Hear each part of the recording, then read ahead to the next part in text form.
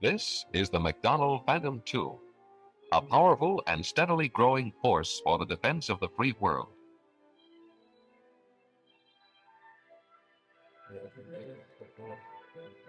This is a pilot's airplane, and the Phantom's flight crews have adapted quickly to the aircraft's power and ease of handling to demonstrate time and again that this is the most versatile air weapon in the world. They have demonstrated it not only in official military tests, but by a series of official world records, which stand as a reassurance to America and her friends, and a warning to her enemies. The Phantom has 2 engines for power and reliability, and 2 crewmen for efficient weapon delivery. As an interceptor, it carries both heat-seeking sidewinders and radar-guided Sparrow missiles to destroy attacking aircraft.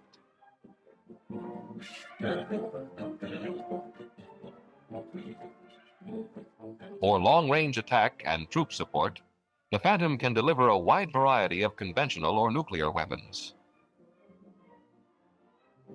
As a Navy fighter, the Phantom operates from aircraft carriers. It can fly efficiently from World War II carriers with their limited deck space, as well as from the latest supercarriers, taking full advantage of their multiple launch facilities.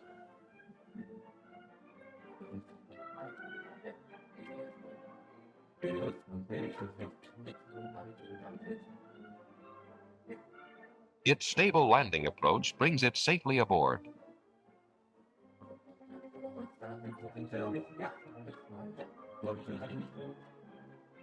This same slow flight capability also enables it to operate from relatively small land bases. Many other capabilities have been proved by strenuous test programs: range, speed, endurance, and reliability. These qualities were emphatically demonstrated as the Navy showed the Phantom's performance to the world by an all-out assault on existing world records. A look at these records will dramatically illustrate the fighting power of the distinguished Phantom II. An intruding bomber, for instance, may be flying at an extremely high altitude. To down the enemy before he can strike his target, an interceptor must be able to take off and climb swiftly to his altitude. Early in the development phase, Project Top Flight proved the zoom climbability of the Phantom.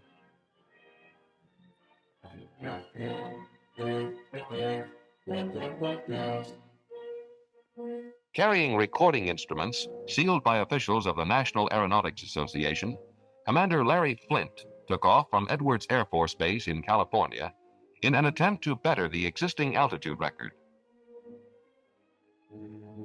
After a level flight speed buildup, peak altitude would be reached in a zoom.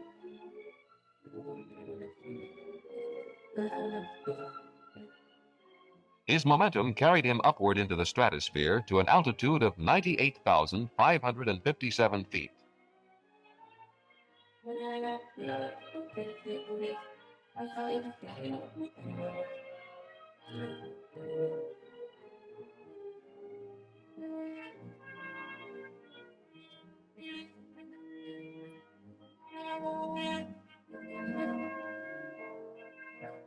As the aircraft dived toward Earth, instruments in the aircraft, as well as those on the ground, indicated that the Phantom had set a new world altitude record. This was confirmed by the Fédération Aéronautique Internationale and its American affiliate, the National Aeronautic Association.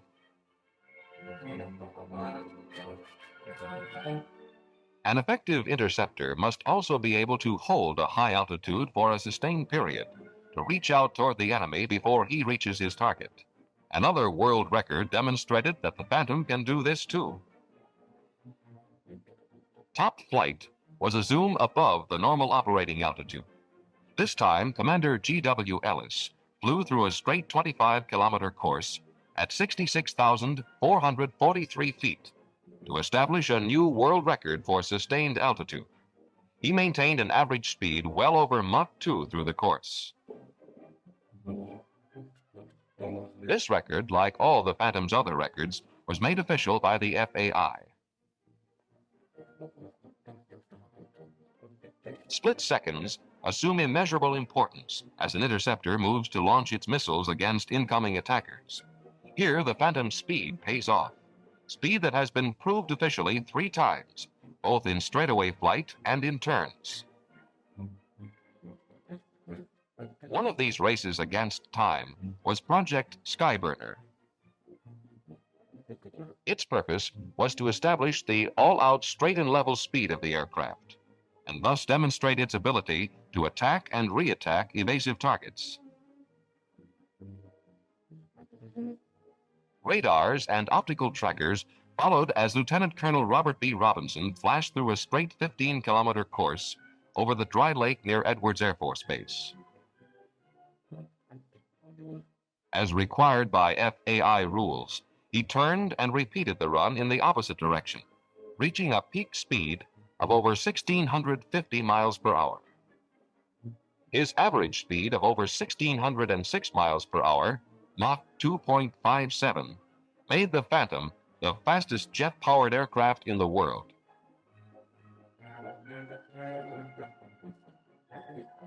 But straightaway speed is not enough. To utilize its multiple missile load against enemy bombers, the fighter must be able to turn and maneuver at high speed and altitude. The Phantom proved this capability in 2 record-breaking flights around both long and short courses.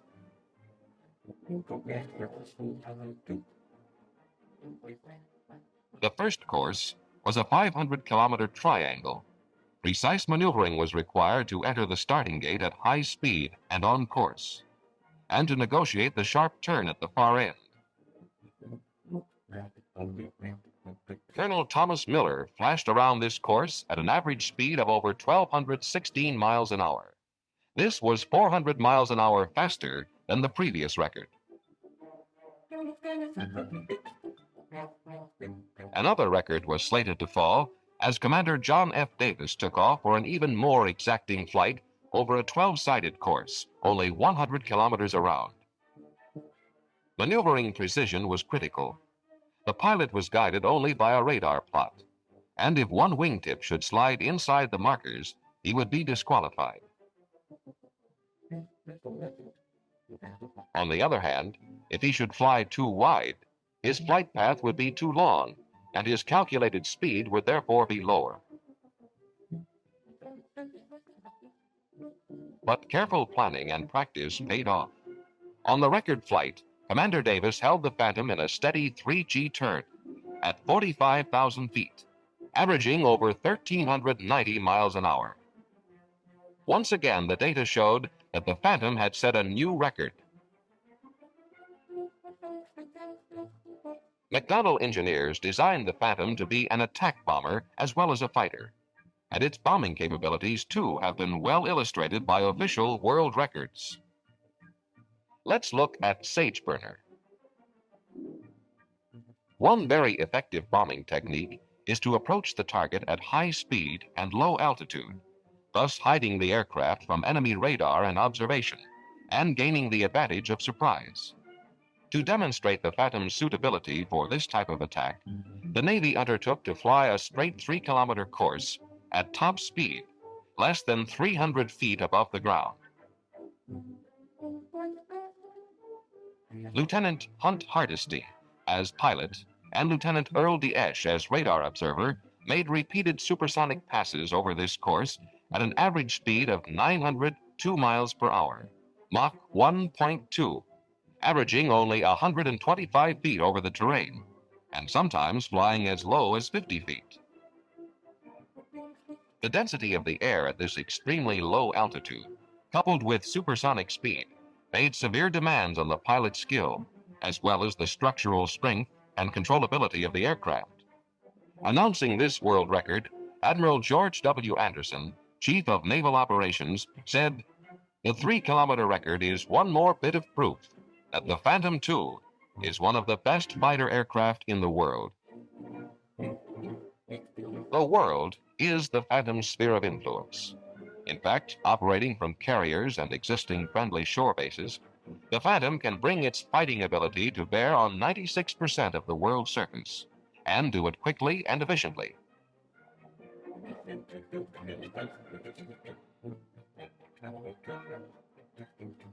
Project Lana proved the Phantom's long-range speed. Lana commemorated the 50th anniversary of naval aviation by showing the Navy's ability to deploy rapidly to far-off trouble spots. A group of Phantoms equipped for combat crossed the country non-stop from coast to coast faster than any aircraft had ever done before. The start was from Ontario, California, and the finish line was New York's Floyd Bennett Field. The fastest plane of the group would also win the famous Bendix Trophy. There were 3 in-flight refueling points over New Mexico, Missouri, and Ohio. When all was ready, the starting command came from NORAD headquarters. The Phantoms roared off the runway at Ontario at timed intervals. The Air Defense Command and the Federal Aviation Agency had organized an electronic network for flight surveillance and communications. At the first refueling rendezvous, the Phantoms dropped to the tanker's altitude and slowed to match the tanker's subsonic speed.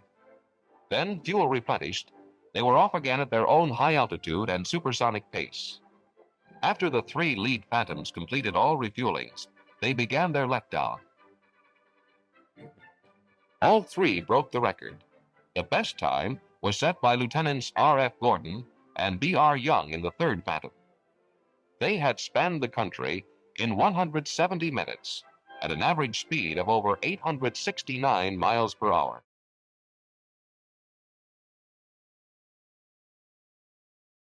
The F-4 Phantom II is a versatile tactical fighter.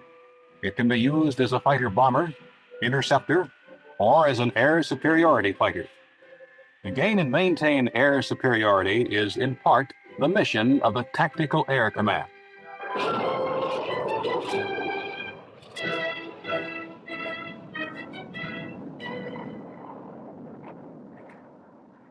F-4 pilots assigned the specific mission of seeking out and destroying enemy aircraft in the air and on the ground must understand and be proficient in aerial combat maneuvering.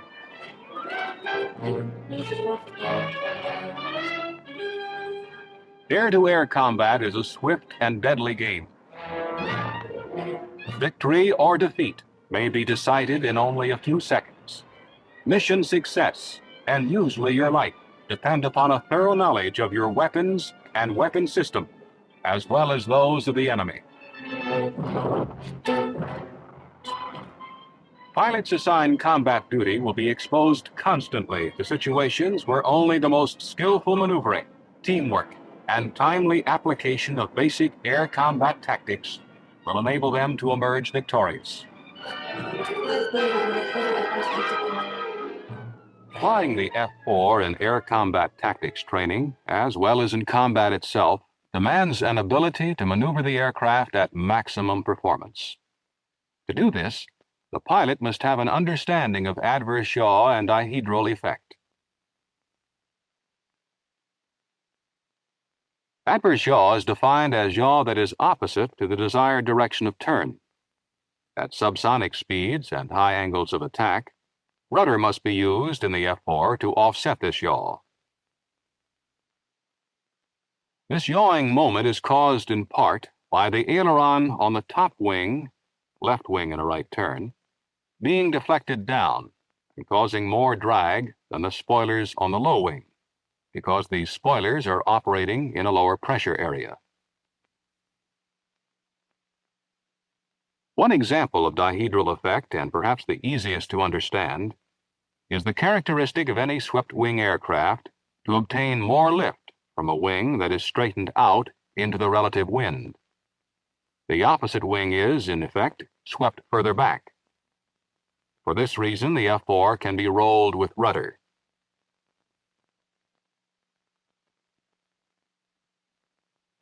When performing a hard turn, as angle of attack begins to increase, the pilot may be tempted to tighten the turn by using more aileron.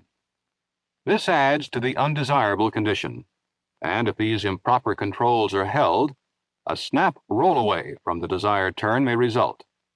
This could be disastrous in combat. To prevent a snap roll or post-stall gyration, a pilot must, when subsonic at high angles of attack, use rudder to control roll rate and bank, hold the ailerons neutral, and control turn rate with backstick pressure.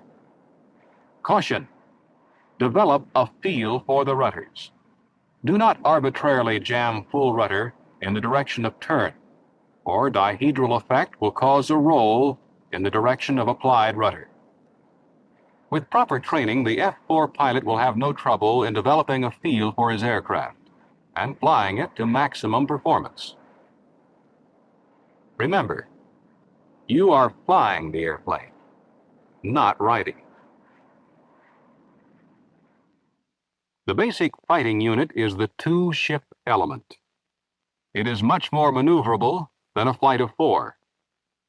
The leader must, however, spend a great deal of his time clearing the wingman rather than looking for potential targets.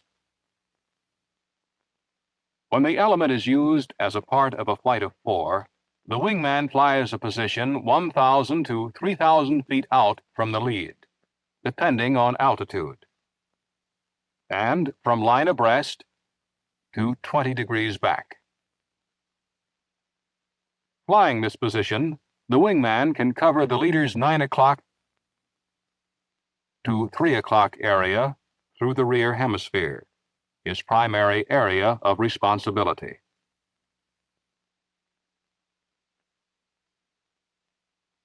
During turns, the wingman maneuvers in the horizontal and vertical planes.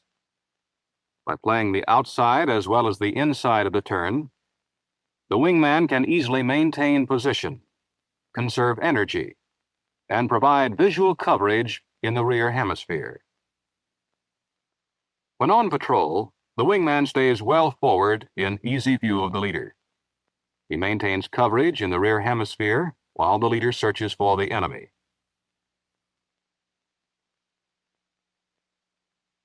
The distance between aircraft may be increased at higher altitudes due to increased enemy missile performance. This increased separation extends visual coverage in the rear hemisphere, moving the blind spot farther out. Upon initial contact with the enemy, the wingman must move to the maximum performance maneuvering envelope. The size and shape of this envelope varies, but generally, it is a cone 60 degrees to 90 degrees from the leader, and 1,000 to 1,500 feet back. These distances and angles may vary as long as the wingman is able to provide mutual support and visual coverage during violent maneuvers.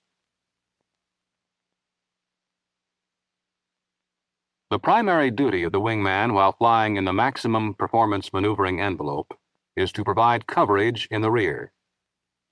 To maintain position and to perform his duties, the wingman will need a degree of skill and proficiency which is gained only through practice. When flying in the maximum performance maneuvering envelope, the wingman provides the leader with a spare weapon system, should his own malfunction. My gun's jammed. Take him, too.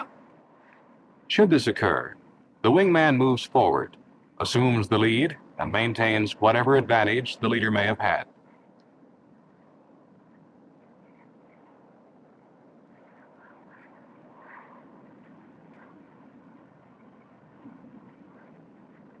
If at any time the wingman cannot perform his duties, he should notify his leader immediately.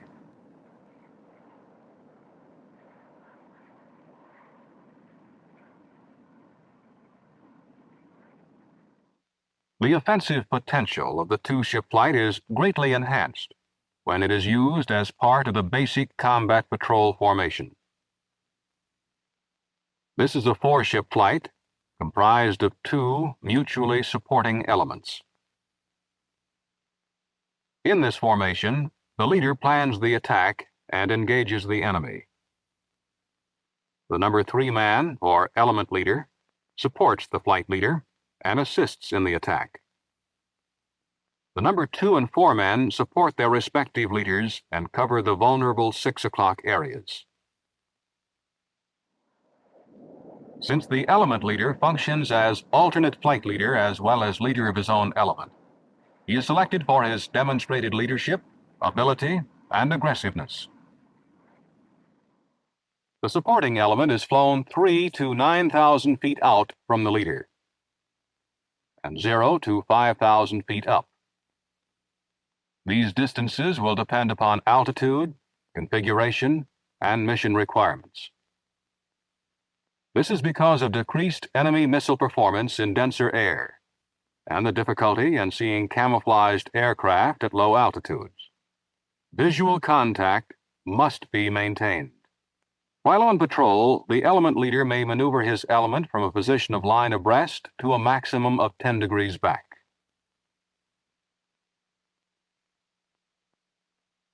During turns, the element maintains this position by energy-altitude trade-offs. Generally, this type of maneuvering will require one crossover for every 90 degrees of turn. The leader will usually turn 90 degrees or in 90-degree increments. If not, he'll inform the element leader so that he may plan his crossover so as to be in correct formation position when the leader rolls out. There are 2 points that deserve special emphasis. First, wherever possible, the supporting element is flown down sun. Second, great care must be taken when crossing over in the fluid 4 formation to prevent mid-air collision during the brief periods of reduced visual contact.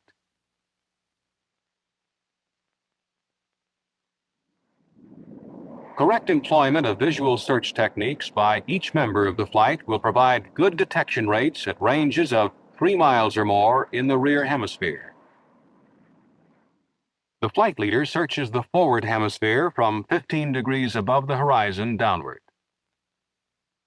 The lead also makes casual checks of his element and its rear area. The element leader, in addition to maintaining his position, searches the forward hemisphere from 10 degrees below the horizon upward. The right wingman searches the area from the flight leader's 9 o'clock position to the rear as far as he can see.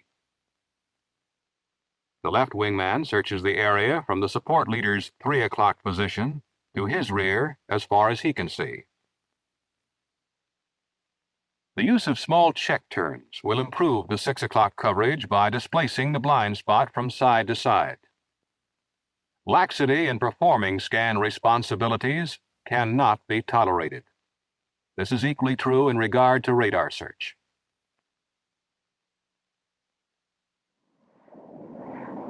Radar coverage in a flight of 4 is improved when each flight member searches a definite area with the minimum overlap.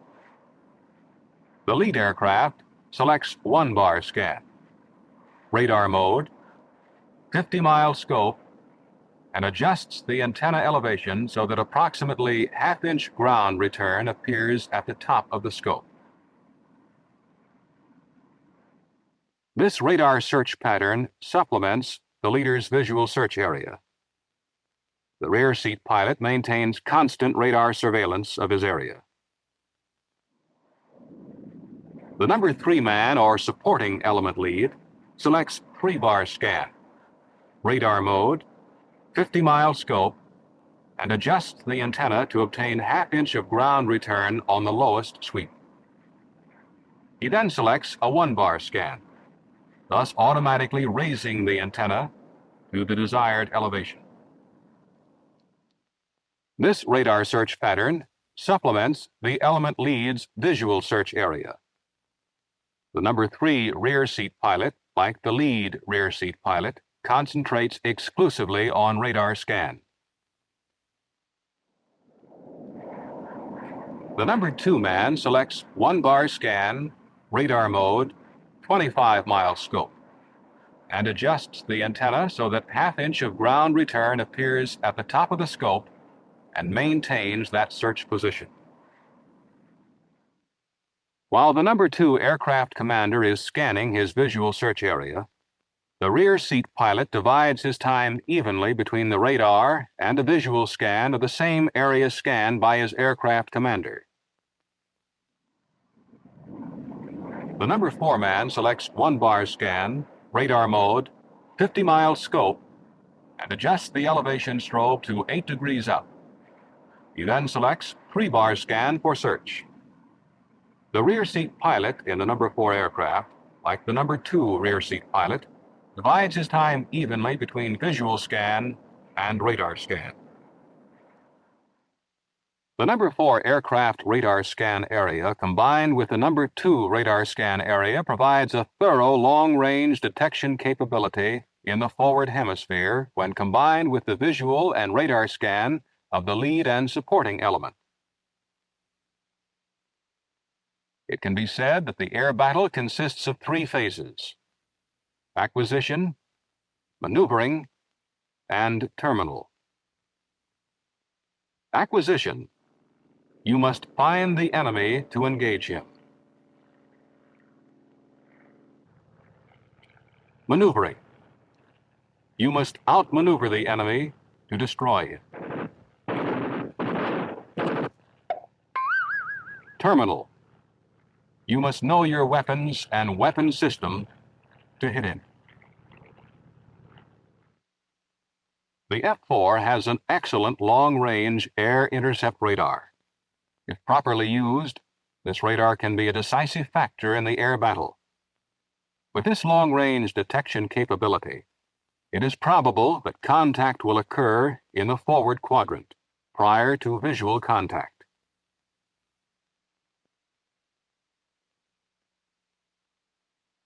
The problem of visual identification of bogies must receive special attention.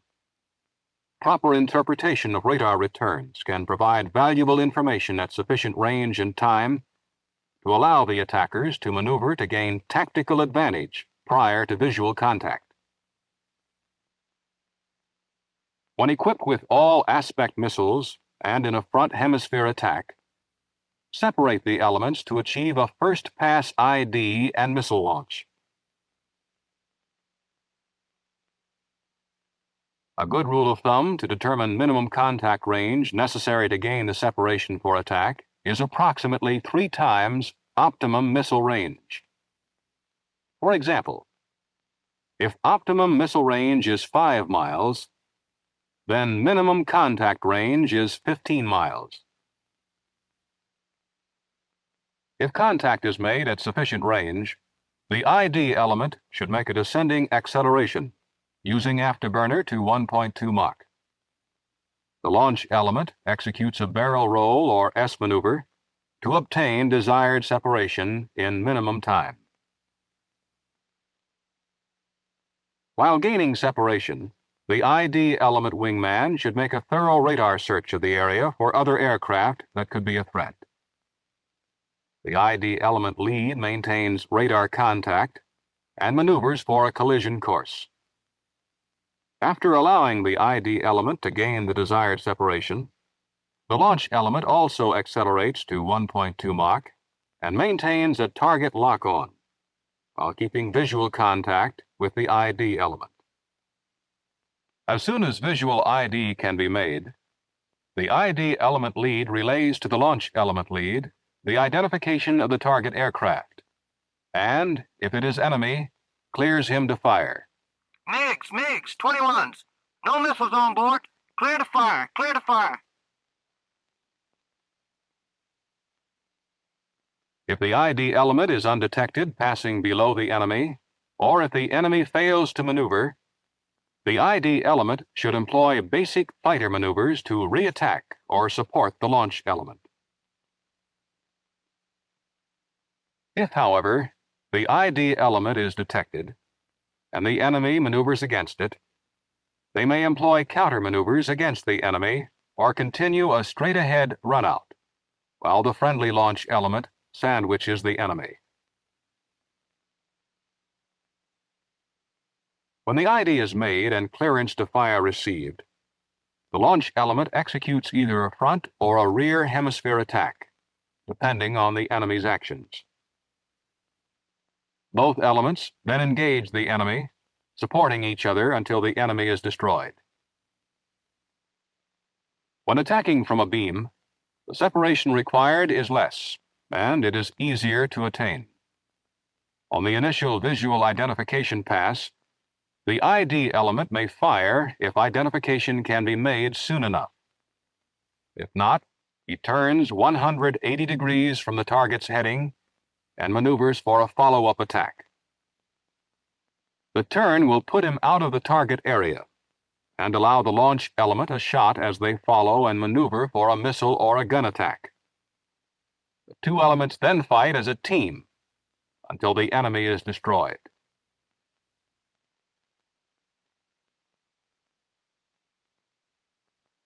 In a stern attack, you must consider the range to target, fuel required to close, and your heading. A stern chase is useless if bingo will occur before identification or firing range. A stern approach, however, is the best position for surprise in a missile or gun attack.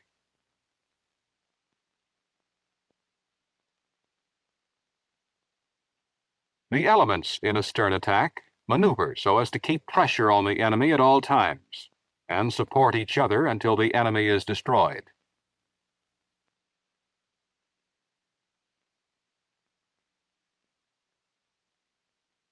When operating as a lone element and attacking a flight of 4, make either a beam attack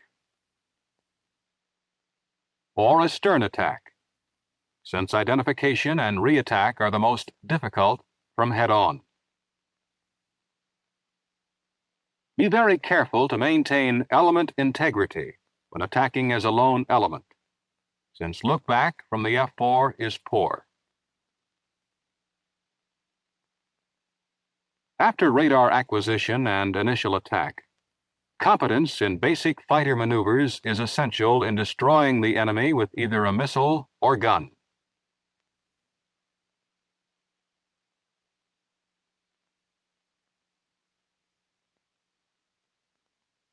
The high-speed yo-yo is a good maneuver to maintain the advantage when on the attack. Its purpose is to maintain nose-tail separation. As you recognize an overshoot coming up, keep your G's on while reducing some of your bank. Slide high and inside the defender's turn. This will reduce your forward velocity while maintaining nose-tail separation. Watch your opponent and slide back down on the attack. Don't get the nose too low, or you may be forced out the bottom. The low-speed yo-yo is another good attack maneuver in the F-4. Lower the nose and establish your cutoff while nose low. Light the afterburner and accelerate to Mach 1.1 or more. Terminate afterburner and begin pull-up. When the nose is above the horizon, relight afterburner and slide up toward the defender's 6 o'clock. As you slide into your opponent's lethal cone, be prepared to perform a follow-up high-speed yo-yo.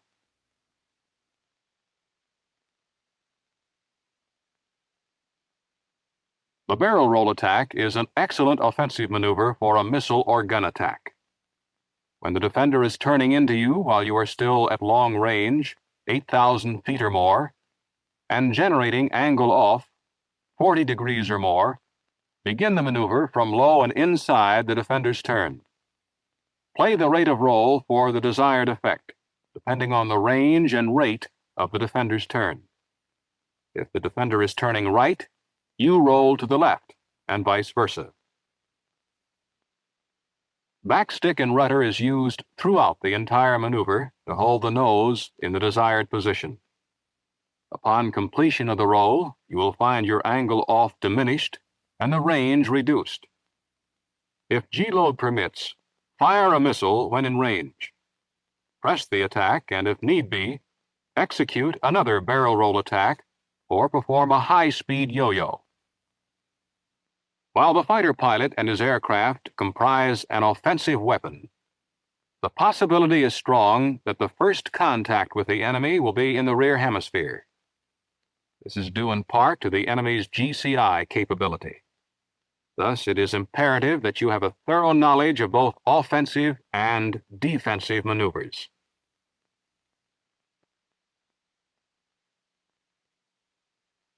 The basic defensive maneuver is the defensive turn. This is a hard turn performed to prevent an opponent from achieving a launch or firing position. With this maneuver, the defender can diminish the lethal envelope and improve his position by rotating his cone of vulnerability away from the attacker.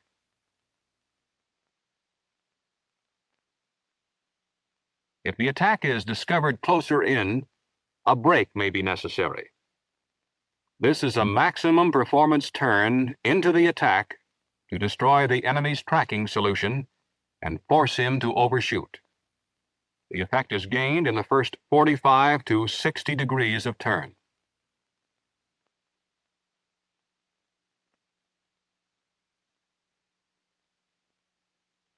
If the attacker does not yo-yo and overshoots, reverse, and if you're lined up, take a quick shot at him. If you are not lined up, get him out of phase and dive for separation.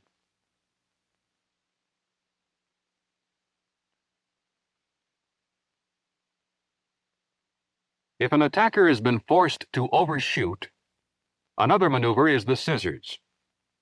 As the MiG overshoots, make a nose-high reversal and continue with a series of turn reversals. This will rotate your lethal cone away from the attacker and force him again to cross your flight path and eventually to your 12 o'clock position. The scissors is an effort to gain an offensive position. The advantage, however, lies with the aircraft having the shorter turn radius and the lower airspeed. For this reason, the scissors is not considered a good maneuver against the lighter, more maneuverable MiG series aircraft. After the first couple of reversals, if you cannot get a shot, watch the MiG. Get him out of phase with you, and when he cannot see you, roll rapidly. Engage the afterburner, pull the nose down to vertical, and accelerate out. Bear in mind, you need altitude for this. Should the MiG follow close in, you may set the hook. As he commits himself nose low, reduce power, extend speed brakes, and pull up at maximum performance. This should throw the MiG out the bottom. Roll off and drop in on him.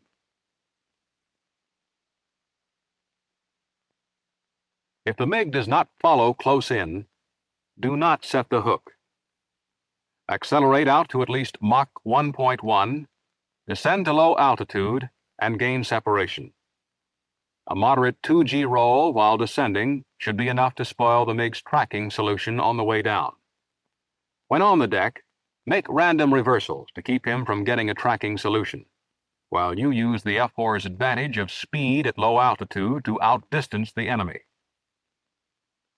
When out of gun range, stay low if you're still within missile range. When you are definitely clear of the MiG, then pull up and re-engage head-on.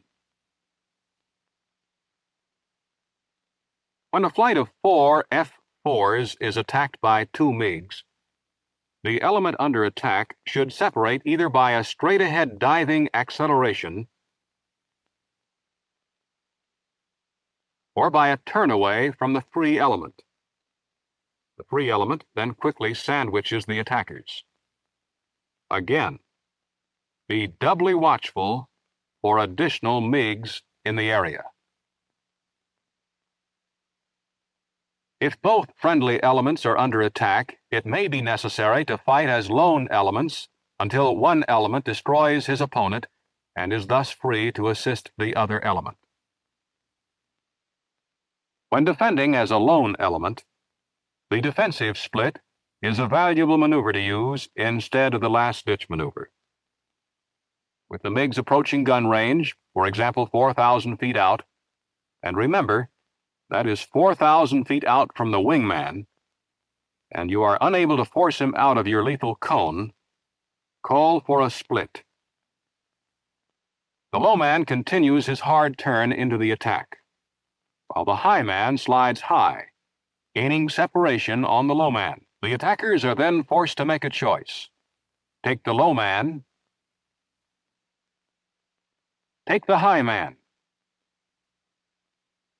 Split. fake at the low man, and then take the high man. Or perform the fluid separation. An analysis of past engagements reveals that the MiGs are unlikely to fake or perform a fluid separation. The defenders must be on the alert. If the attackers split, each defender then defends himself and fights alone until he's destroyed his opponent before he can assist the other friendly aircraft. If the attackers take the low man, he continues the hard turn and goes into a diving spiral to gain separation, while the high man zooms up, then drops down to sandwich the attackers once they're line abreast.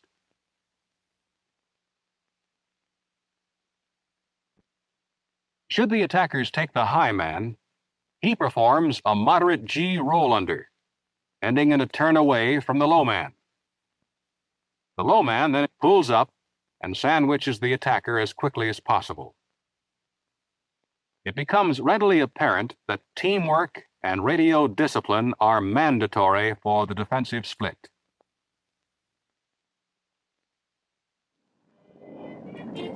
Proficiency in fluid bore and air combat tactics comes exclusively from training and practice.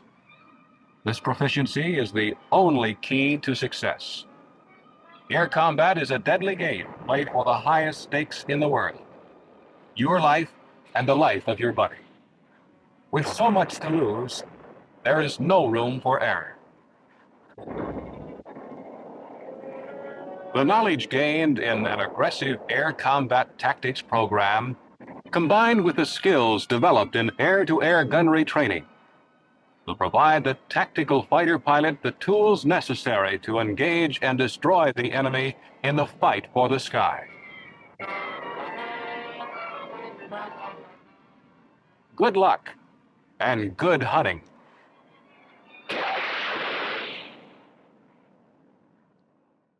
Now, one of the things that my dad had done when he was teaching me how to fly, and I've been very fond of saying, if I have been successful as an aviator, it's because he was the one that taught me how to fly. He didn't just teach me how to fly, he taught me the why of it at the same time. So he was telling me the engineering, he was telling me the structural ramifications of pulling G's, for example, and how airplanes fly. So that was a great start. But then having the aeronautical engineering degree where you learned about profile drag and induced drag and shockwave drag, transonic drag, all of those things, I'm convinced that made me better prepared to learn how to fly in the Navy when it was time to go through Navy pilot training. So I had not a whole lot of flight experience. I had about 150 hours of flight time before I joined the Navy. But between that and the aeronautical engineering, I had a huge head start. Why Navy? Well, the story of how I wound up in the Navy was a little bit complicated because back in the late 1960s, we had the Vietnam conflict going on. And so the draft was something that was going on.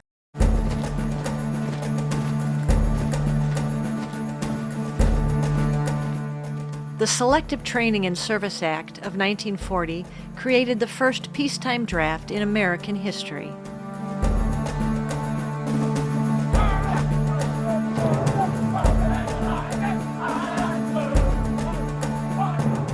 Used to fill the ranks during World War II, it was eventually replaced by the Selective Service Act of 1948.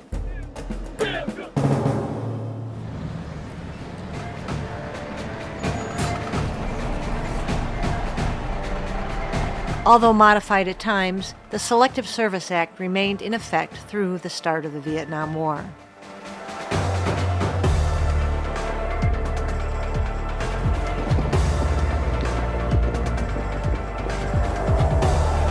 During the Vietnam War, the draft became a hotly contested issue.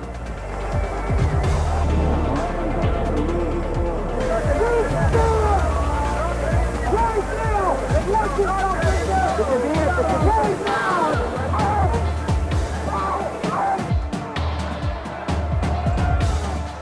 Anti-draft demonstrations on college campuses erupted throughout the nation.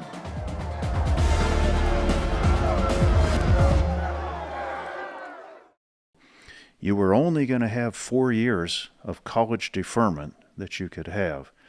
And since I transferred from a community college into the 4-year university system, I was out of sequence in one course. It was going to take 5 years to graduate. And so at the end of my 3rd year, beginning of my 4th year, I had to fill out a questionnaire if I was going to graduate in 4 years, and the answer was no. And so immediately the draft came after me, and they were going to draft me out of college, right out of college. And so I figured I'd better go sign up for an officer program because I wanted to fly jet fighters. And the first place I went to, I walked into the Air Force recruiter, and the Air Force recruiter said, "Well, when are you going to graduate?" And I said, "Well, that's the problem. I'm not going to." And he said, "Well, we don't talk to candidates unless you're within 6 months of graduation. So come back a year from now or a year and a half from now." Well, there wasn't going to be a year from now. And so I walked into the Navy recruiter, and the first question was, what's your draft status? And I said, it's 1A. And he pulls out this form letter that says, "Dear Draft Board, please leave this guy alone. We're considering him for an officer program." And he signs it at the bottom, and he said, "Sign here. This gives us 3 months to work this." And I signed there, so immediately I was impressed. And so that's the story of why I wound up in the Navy instead of in the Air Force. And I'm glad it went that way, because I got to have the experience of flying from aircraft carriers, which is a very unique part of aviation. And I would have missed it most likely if I'd been in the Air Force. So that was a lucky break. And so I'm proud of the fact that I did get to be a naval officer and serve in the military for altogether 27 years. Wow. Can you kind of summarize the Navy experience up to the time you got your wings? Well, I'm sure we've all heard the expression boot camp. It wasn't called boot camp, but it was just like boot camp. You had Marine Corps drill instructors screaming at you, urging you along, and if you were pretty thin-skinned, it was going to be a difficult thing for you to do. But it was called, in my case, it was Aviation Officer Candidate School, and it was it was about 16 weeks that you went through it, and that was basically learning how to be an officer, learning how to be a member of the military, and learning how to be an officer. But it also included primary flight training, which was great. So I got to fly the Beechcraft T-34B Mentor, which is a Bonanza with 2 seats, a tandem cockpit, but it was same engine as the early Bonanzas, same wing, same fuselage structure for the most part.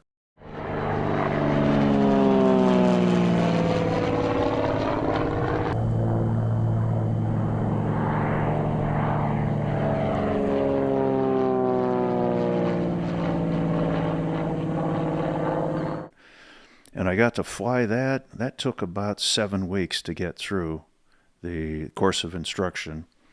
And you wound up soloing the T-34. Of course, I had soloed previously to that and had my private license prior to that. But I got to do that, and that was the course of instruction.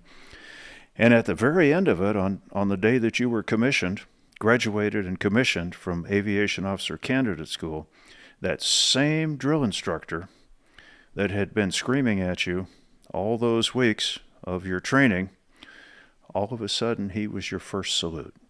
And so he got to be the one who rendered your first salute to you. And that was Staff Sergeant Sanders was my drill instructor. Never forget him. Never forgot. Never forget. In the training portion of your Navy career leading up to getting your wings, What did you learn that you didn't know before you started the Navy program about flying? Oh, so many things. Of course, I had flown general aviation aircraft, and so that was the same as primary flight training. Everything beyond that was much more advanced. I had never flown a jet airplane until I went to the T-2A Buckeye, North American T-2A Buckeye, and that was the first jet that I ever flew.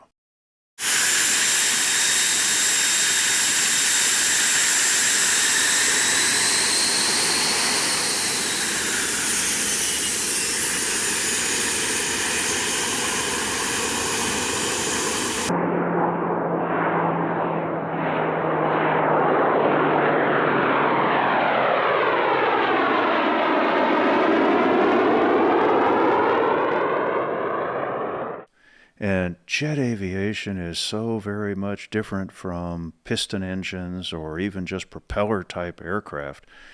Not just the speeds involved, but the altitudes involved, the flight envelopes, the G-loading that you're able to put on those kind of airplanes. So it's much more high-speed flight, much more dynamics. There's a whole lot more flight dynamics involved, because if you picture something like, let's say, the difference between a J3 Piper Cub, which is much aerodynamics, very little vehicle dynamics, because the vehicle mass is so light. Now, contrast that with something like an F-104 Starfighter, which I've flown, which has these little tiny wings, a lot of mass in the fuselage, a lot of inertia, a lot of momentum that can be built up with pitch rates and roll rates and things like that. There's so much in the world of dynamics, and maybe not quite so much aerodynamics. And so there was a lot to learn about the flight dynamics of big, heavy airplanes as being different from very light airplanes. So what year did you receive your wings, and then when you were ready to go to the fleet, where did you go first? I was pinned on my wings on January the 29th, 1971 at Corpus Christi. I had finished advanced jet training actually at Kingsville Naval Air Station, but the ceremony with the Admiral took place at Corpus Christi, Naval Air Station Corpus Christi. So I received my wings that day, and I had orders to report to Miramar Naval Air Station in San Diego to train to fly the F-4 Phantom.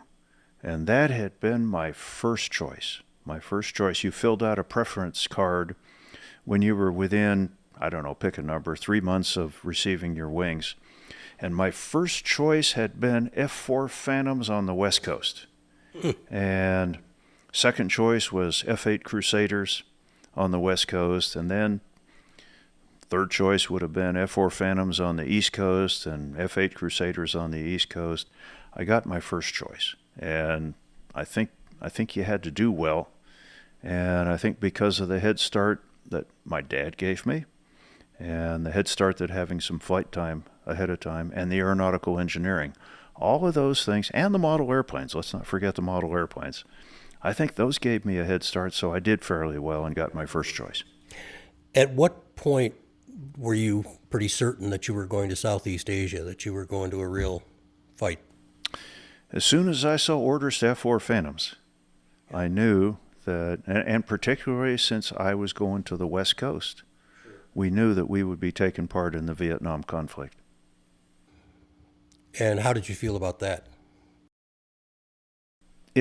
It wasn't a popular war. Those of us that lived through it at that period of time knew that the country was somewhat torn apart by it, and it wasn't popular here in the U.S., but I had signed on to be a naval officer, and when you sign on to be a naval officer, you're going to receive orders, and you will follow those orders. And so it was something that I knew would most likely occur, although you kept thinking, well, gee, maybe this war will be over soon. Maybe it'll be over right away. Yeah. So I wasn't necessarily going after it because I would get to fly in combat, although that was a very challenging form of flying and would develop you in many, many ways as a pilot, as an aviator. But I knew there was a good chance that I'd wind up in Vietnam, and sure enough, I did. What do you remember about the weapons training that you had to go through to operate the jet fighters? Well, in the Navy, you got to do that before you got your wings. The Air Force doesn't do that. The Air Force, you basically have learned how to fly a supersonic jet. You've learned how to fly instruments and how to do that very thoroughly. You've learned how to fly in formation and maybe a little bit of tactical maneuvering. But any of your weapons training happens after you get your wings in the Air Force. In the Navy, as a tactical jet pilot, we did air-to-air gunnery. Trying to remember if we did air-to-ground gunnery. I don't think we did any air-to-ground gunnery. But in the A4 Skyhawk, in advanced training, we did bombing. We did practice bombing, and we did air-to-air gunnery. And in fact, we did gunnery in basic training in the T2 jets before you finished basic training, before you went on to advanced training. So I had fired machine guns, I had dropped practice bombs, and of course all of that changed when I got to the Phantom, because now you're going to do the real thing. So we did use practice bombs to practice achieving the release conditions that you had to arrive at, to have your gun sight be telling you where you were going to hit. But then we actually did drop live 500-pounders going through the training in the F-4 Phantom squadron. When you do you remember the date of or do you remember your first mission, and how old were you on that day? My first mission in Vietnam was my first flight with that squadron, because I had completed all my training in the Navy. It's called a Readiness Air Group, or RAG squadron. And that was at San Diego. That squadron doesn't go deployed. It doesn't go aboard carriers, but you train on how to fly the F-4 Phantom at that squadron. And then I guess I had done well in that training as well, so I was designated what they called a Category Alpha. And that was someone who could replace a pilot on a ship over in the Tonkin Gulf. So I was sent over to the Coral Sea to join Fighter Squadron 111, the Sundowners, as a replacement pilot. And so my first sortie in that squadron was April the 18th of 1972, and it was a combat mission. So that was my first catapult from the aircraft carrier in a Phantom with 3,000 pounds of bombs on board. Do you remember what you were thinking when before you released from the carrier? Well, I knew it was a combat mission. It was actually a mission to troops in contact in South Vietnam. So we weren't expecting a MiG threat. We weren't expecting a lot of anti-aircraft artillery, which we call AAA, anti-aircraft artillery. We weren't expecting a whole lot of big guns shooting at us. There's always the small guns shooting at you, AK-47s, things like that. We weren't expecting any of that. I was apprehensive. I was apprehensive in my first combat sortie. And I was probably apprehensive as well because this was the heaviest Phantom I had ever flown. And the Phantom was an interesting airplane to fly from the aircraft carrier, because you went down the catapult and you got to the end of the catapult and you were flat. You were in a flat attitude. And you couldn't rotate until you got clear of the carrier deck.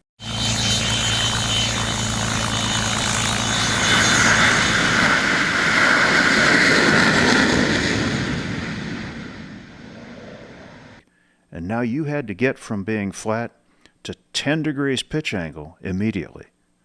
If you didn't, you're in the water. And so we went down the catapult at full aft stick. Wow. And what happened was, as you got clear of the deck, and the acceleration on the catapult was rapid enough. It was 4 to 4.5 Gs of acceleration. It changed the shape of your eyeballs, and it was difficult to focus your eyes while the catapult was pushing you. And then once the catapult ended, you had about, 30 feet of deck left, and you're busily trying to focus your eyes. And then once you were off the end, you were sitting there at full half stick, and you watched the attitude gyro, or you watched outside, and as soon as you saw it start to pitch up, you had to be ready to go to almost full forward stick to stop the pitch rate at 10 degrees. At 10 degrees. But you had to get to 10 degrees. Now, you could over-rotate. That wouldn't generally be fatal, although there have been accidents where somebody over-rotated to 25 degrees high and the airplane stalled and rolled, and that would not be a fun day. Right. But you had to get to that 10 degrees because you're not going to fly away. You're going to be right into the water if you didn't get to that attitude. And so at night, it seemed like I had a tendency to over-rotate because you wanted to get away from that nasty dark-colored ocean. Yeah. And like I say, you could survive a little bit of an over-rotation. You could not survive an under-rotation. By 1972, there were pilots over there who had some experience in the theater and in those missions. Do you remember anyone in particular trying to give you advice as a new replacement pilot, or saying, here's the thing to making it, to surviving over here? Was there any of that kind of help? Yes, all of them. All of the above. Yeah, all of the above. Well, I remember very vividly the squadron commanding officer, Bob Pearl, the executive officer, Bob Rice. We had a very experienced group of people over there, and of course the Vietnam War had cranked up in about 1964, so by 1972 you had a whole squadron full of experienced aviators. Now, I joined the carrier halfway through that cruise, so all the other pilots in the squadron had experience in combat, and I didn't. But one of the really experienced pilots was one of the pilots that helped found the Navy's Top Gun school. Jim Rulifson was the operations officer when I got to the squadron. I'm sorry, wait, he wasn't. He was the maintenance officer when I first joined the squadron, and then very shortly after that he became the operations officer. But the ops officer at the time as well was a very experienced, he had flown F-8s previously, Dave Coles, and he was now the ops officer in this F-4 Phantom squadron. He's the one that caused me to get the nickname Hoot, by the way, because when I first joined the squadron, I was a 25-year-old kid. Now, I was experienced. I'd flown the F-4 Phantom in training and been through Navy pilot training. But the way I like to tell the story is that he said, "Okay, kid, you got a nickname?" He didn't call me kid, but he said, "Okay, well, do you have a nickname?" And my real name is Robert, so I said, "Oh, yes, sir, it's Bob." And he said, "No, come on, I mean a real nickname." And I said, "Well, occasionally in the past I've been called Hoot." And of course, that came from the movie star cowboy, Hoot Gibson. So if your last name's Gibson, you're going to get Hoot for a nickname. My dad told me that he, when he was in the Army Air Corps, had picked up the nickname Hoot. And so that's when I got the nickname Hoot. And that went on my name tag on my flight suit. That went on the side of my cockpit, my canopy in the F-4 Phantom. That went on my coffee cup. So that was April of '72. I changed from being Bob Gibson to being Hoot Gibson. There are people in aviation, well, there's people all around the world who have known you for years that might struggle to know your real first name. It's true. My dad went to a test pilot symposium, and this was when I was brand new in the F-14 Tomcat. And the Tomcat was brand new because I was in the first squadron. I was in the Navy's first Tomcat squadron. And two of our air crews, it was probably a pilot and a RIO, a radar intercept officer, a backseater in the Tomcat, went to the Society of Experimental Test Pilots Symposium, and my dad was a member of that. And so after their talk, they talked about the F-14 Tomcat, this brand new jet fighter that the Navy was getting. And my dad walked up to them after their talk, and he said, "Hey, how do you do? I'm Paul Gibson. My son's a pilot in your squadron." And they said, "Really? Who's that?" And he said, "Bob Gibson." And they looked at him and they said, "Bob Gibson, Bob Gibson. We don't have, oh, you mean Hoot." So, yes, most of the world didn't know me as Hoot for quite a few years. When you docked with Mir, did the Russians say hello, Hoot? Yes. Now, it was interesting. Sometimes in the different languages, Hoot doesn't come across as Hoot. I remember when I flew a shuttle mission with the Japanese. I flew a joint mission with Japan. One of the Japanese astronauts that we were training couldn't say Hoot, so it was Hoot. It was Hoot. So, and I'm trying to think. I think the Russians were able to pronounce it. Hoot, or Hoot rather. And then did you have to get into an explanation of old-time Western movies? Probably not. Well, over the years, since I'm old enough, of course, I knew about Hoot Gibson, the movie star cowboy. But nowadays, oh golly, none of our young people have ever heard anything about someone named Hoot Gibson who was a cowboy. So I'm always explaining, yeah, he was a movie star cowboy.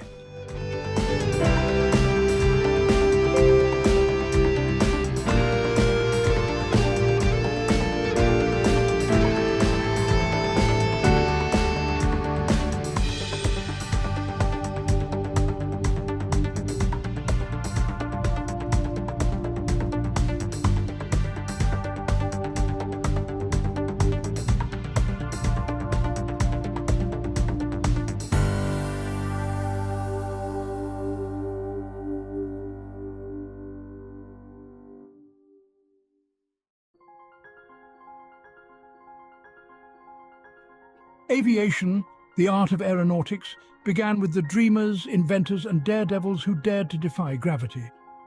The journey of aviation was nurtured by pioneers like the Wright brothers, whose first flight marked a historic milestone. The role of aircrafts in world wars was groundbreaking, dramatically changing warfare strategies. This initiated a technological evolution in aviation, transforming the simplistic wings of a biplane into the thunderous roar of jet engines. Let's journey through the ages of aviation. Behind every great aircraft, there were great minds.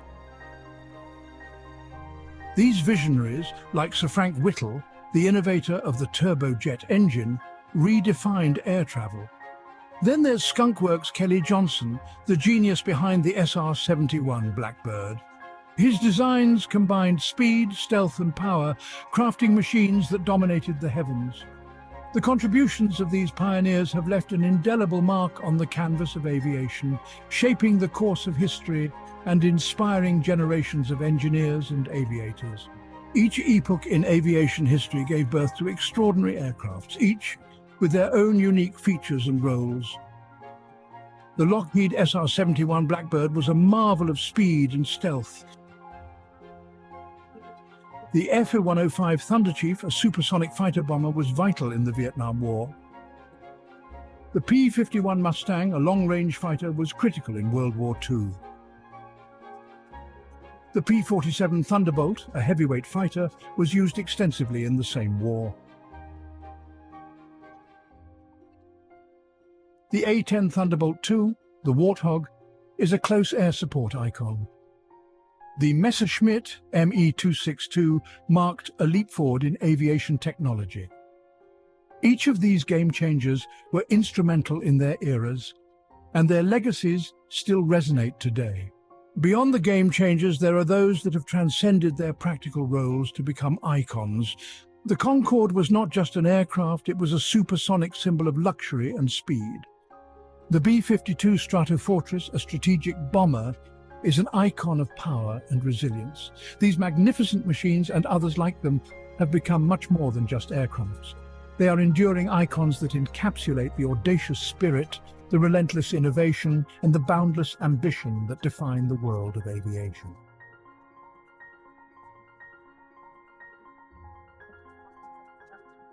For more amazing aerial footage, and to join us in this incredible journey, check out the DroneScapes YouTube channel. If you enjoyed this video, please remember to like and subscribe. And as always, thank you for watching.